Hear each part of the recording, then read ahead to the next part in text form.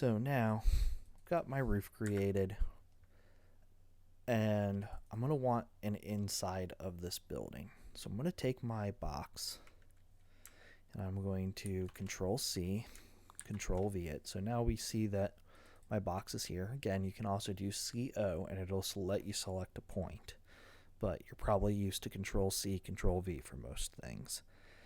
And now I'm going to simply move, which is the M, and click onto here and get this. So from here, I'm going to reduce the height.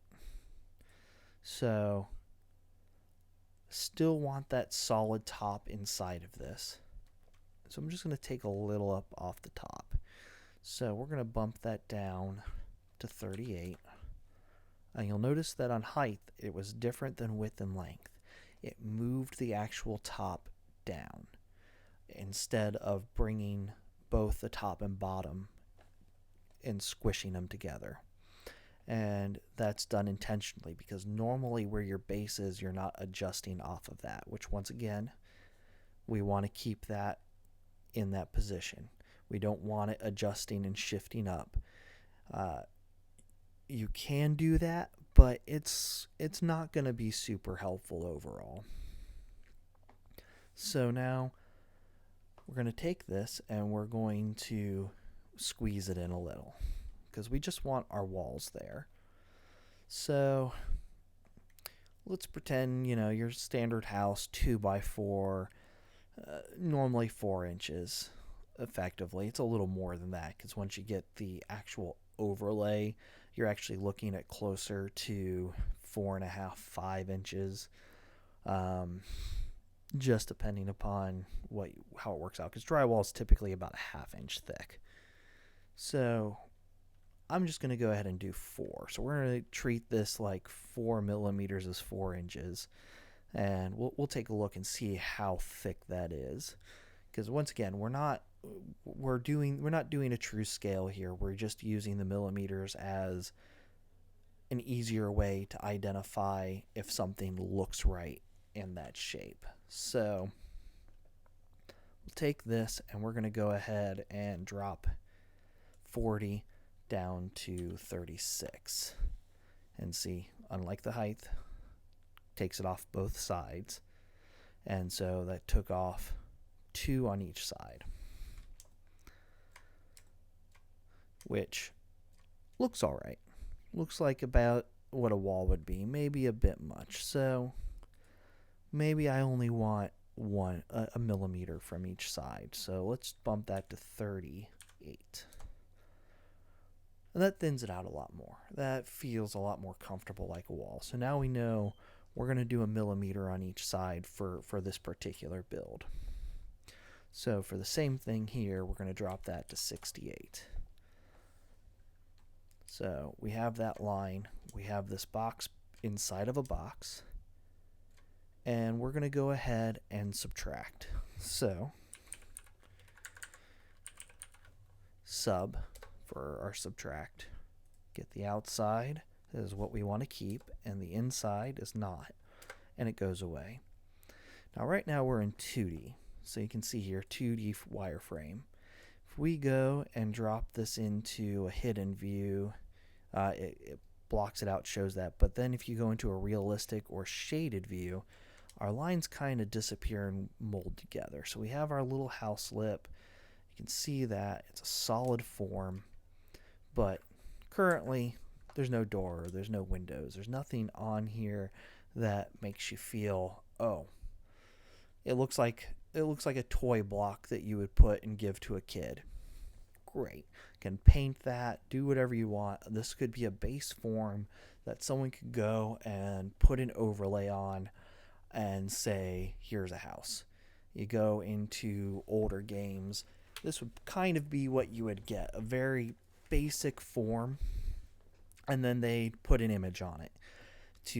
Some graphic artist comes in here, they create a wall with a window, a door, and you can't interact with any of it. And you still see that in some things today, but they'll normally have a bit more depth to them.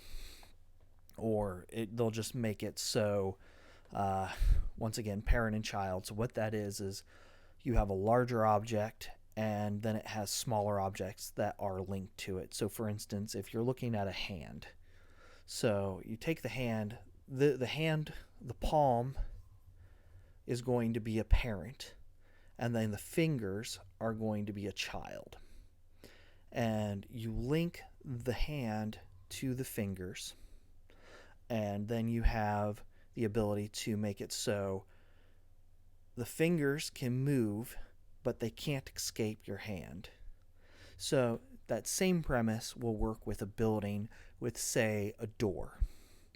So you go in and you can parent child a door, so now you have an object that can swing open and closed. Or you can leave it unlocked and make it so those things are completely solid and it doesn't have any type of interaction. You can't walk up and touch it and have it open. So this would be something where we can go ahead and start the idea of a door. So we're going to go back to our 2D wireframe. And I'm going to get a box here. And we're going to start off by taking advantage of these. So I'm going to click here. I'm going to bring it up. And now I have the start of a door, but it's obviously way too large. Doors have edges built around them. You get a jamb. You get your hinges and everything else that need to be applied. But for our purposes, we're just going to go ahead and get it in the general shape of a door. So let's start by paring this down, and I'm going to drop it down to, let's say, 15. Let's see how that works. A little too small for the purposes of a door, but it doesn't look too far off. So we'll leave it for now. I'm going to drop the height, because we always have about 2 feet up above a door from where you actually come in. So let's say, not always the case. Some doors you might, like an interior door, you might only be looking at a foot. You have your typical 8-foot walls in most homes. Some homes you get 10 or higher. You go over 10 foot and that gets into a whole other structural mess for engineering. But your standard walls are 8 feet. So 7-foot door, pretty common on the interior. Could be on the exterior as well, depending upon your entrance unit. So let's go ahead and drop this. Let's see how it looks sitting at 28. And with that, kind of looks like a door, but it feels like, you know, we've got a hobbit living here more than a full-grown person, unless you have a 10-foot wall. So let's bump that up, and let's sit it at 38. Oh, 38 was where it was, sorry. Let's drop it down to 32. And that feels a little more realistic for a human-sized door. So now I want to shift its position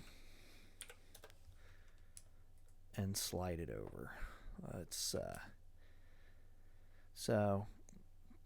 the reason why door positioning is important because it depends upon what you're going to build and place inside of a home. So if you've got something like you walk in and directly on the right you're building a closet or something right there, that's great. A lot of homes have that type of thing. However, in video games, you don't typically see that. If you're going for realism, you might see it in something like Last of Us, but honestly, playing through that game, I don't recall ever seeing an entryway closet. I saw closets in bedrooms, but I don't recall ever seeing an entryway closet. So that just saves on resources. It saves on information, so we don't have to have that later on. Just taking up game data. Now, going into next gen, we may see more of that. We may see some of those details there that we wouldn't before, but that has to do with how memory resources are used. So at that point, we're going away from requiring memory to be used for for holding data in the RAM or in the graphics card to sit there and say, when I'm turning around, these things are here.